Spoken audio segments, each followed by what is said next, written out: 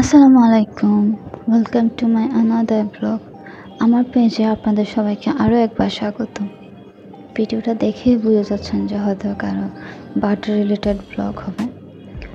Actually বলে না যে বড় করে বা বেশি টাকা খরচ করে কোনো অনুষ্ঠান করলে সেই অনুষ্ঠানেই মজা। অ্যাকচুয়ালি কিন্তু সেরকম না। আসলে তুমি যাকে খুশি করতে চাও তার তার জন্য যে এফোর্ট দিয়ে যে কাজগুলো করা হবে সেগুলোই হচ্ছে সবচেয়ে বড় হ্যাপিনেস।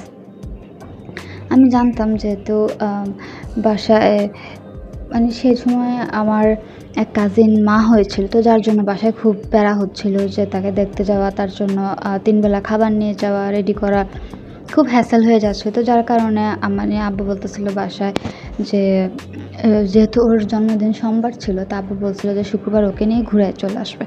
তো আমরা তো বুঝি, যেহেতু আমরা সেম এজ, আমরা বোন, আমরা তো বুঝি যে একজন আরেকজনের ফিলিংসটা কি। আসলে শুক্রবারে না খাওয়ালেই হতো, বাট জন্মদিনের দিন যদি একটাবার বলা হয় যে হ্যাপি বার্থডে বা তোমাকে জন্মদিনের অনেক শুভেচ্ছা, তাইলে তখন নিজের থেকে এমনিতেই ভালো লাগে।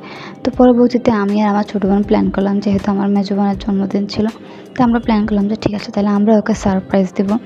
আর ও এত পরিমাণ সারপ্রাইজ হয়েছে, ওর ফেস রিয়াকশান দেখলেই বুঝবেন। আমি ওর ফেসে কোনো স্টিকার লাগিনি, কোনো কিছুই আমি এক্সট্রা করে কাট করিনি।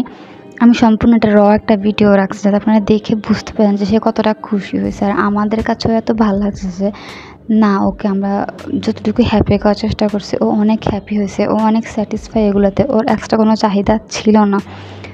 আর আমি ওকে আড়ঙের ব্যাগে দেওয়ার একটাই কারণ ছিল, আমি ওকে বলছি যে ওর জন্য আমি ফেস প্যাক নিয়েছি, আমি এত কম সময়ের মধ্যে আর কোনো কিছু পাইনি। তো ও কিন্তু এটা সত্যি সত্যি ভেবে নিয়েছিল, বাট ওর এই বোতলটা অনেক ফেভারিট ছিল। আমি দারাজে ঢুকে দেখে যে ও উইশ লিস্টে এটা দিয়ে রাখছিল।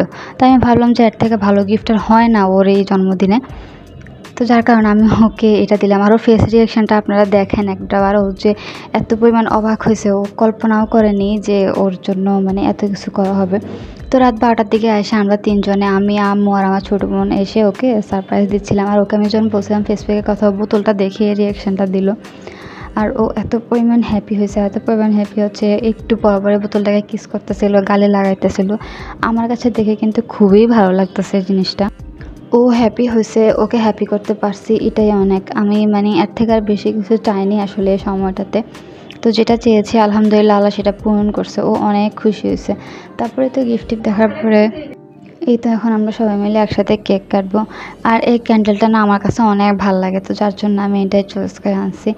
তো এই তো আমরা সবাই মিলে খুব এনজয় করলাম, ও কেক কাটলো, আমাদেরকে খাওয়ালো, নিজেও খেলো।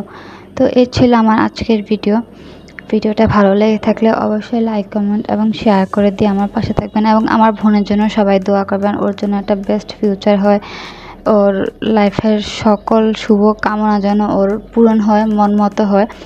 দিয়ে আম্মু বলতেছিল যে আমাকে খাওয়াইতে, যেহেতু আমি সব কিছু অ্যারেঞ্জ করছি আর ওর বড় আপু, আমি এই জন্য আমাকে খাওয়াতে। আমি বলতেছি যে না, আমি বড় হইলে কী হয়েছে, যেহেতু আম্মু আছে, আম্মুকে খাওয়াও, তারপর আমি খাবো। তারপর আমাকে খাওয়াইয়া আমার ছোটো বোনকে খাওয়াইলো। দিক দিয়ে আমার ছোটো বোন হ্যাঁ, তো ছোটো মানুষ, হ্যাঁ এগুলো খাওয়ার জন্য যে কী করতেছিল। তারপর আমি বলছি আচ্ছা ঠিক আছে, তুমি কেকটা কাটো, কেকটা আমাদের সবাইকে দাও, আমরা খাই। এদিক দিয়ে তো দেখেন ও কী দুষ্টামিটা করতেছে ওয়াটার বটলটা নিয়ে। যাই হোক, ও খুশি হয়েছে, এটাই সবচেয়ে বড় ব্যাপার। সবাই ভালো থাকবেন, সুস্থ থাকবেন।